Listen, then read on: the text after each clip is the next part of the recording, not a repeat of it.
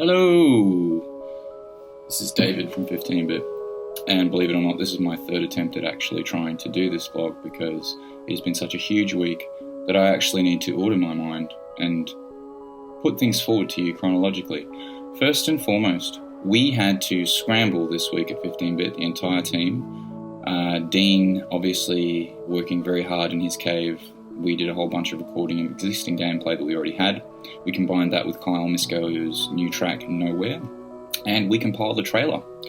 Once we had that trailer, which in itself was mildly, soul-killing, we then had to get that to WeClaire on Twitch, so that we could actually present that and be there and arrive on her stream at 2 a.m. in Australia, which was last night.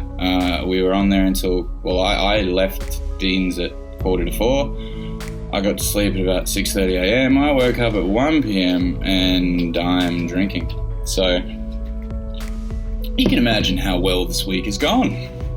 But it is actually all coming along really well. We actually did pretty well on the stream. I'm so sorry about anyone that did tune in there. We will get a second headset or a second option for that sort of thing. Dean and I are super interested in Twitch. We have a lot of opinions, and we think it might actually be a good way for us to play video games. It's so difficult these days.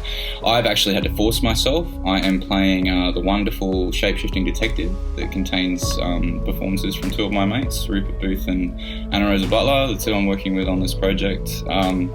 They're fantastic, and the Cowleses are amazing. You should totally go and play that. And the sequel, Poem Monroe, Dark Knights of Poem Monroe, that just came out.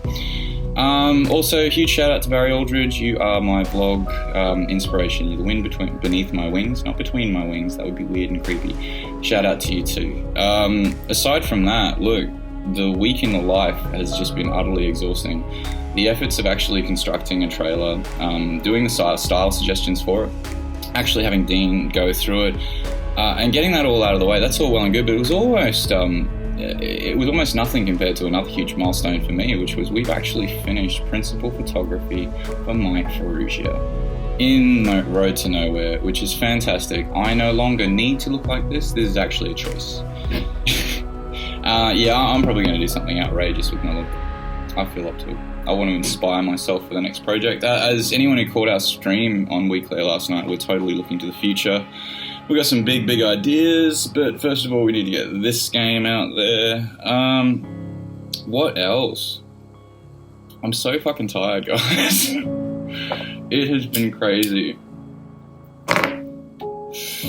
I don't think I'm unwell or anything like that, but I can so totally, I can so totally understand why people really need to look after themselves when they do get into these sorts of situations, into the crunch. I was saying to my partner, this is very, very much like, when you love your work, you put 1000% into it.